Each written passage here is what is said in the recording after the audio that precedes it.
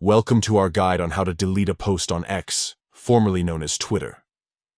Whether you've made a typo, posted something you regret, or simply want to clean up your profile, deleting a post is quick and easy. Let's walk through the steps together.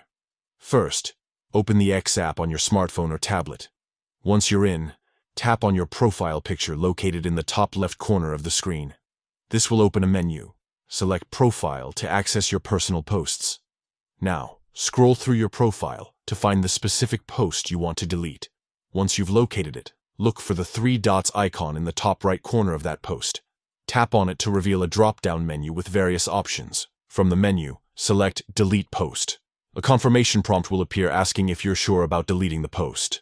To finalize, tap Delete again. And that's it. The post will be permanently removed from your profile and X's platform immediately. Keep in mind that once deleted, there's no way to recover the post. So double-check before confirming. Thanks for watching this tutorial on how to delete a post on X. If this guide was helpful, don't forget to share it with others who might need it.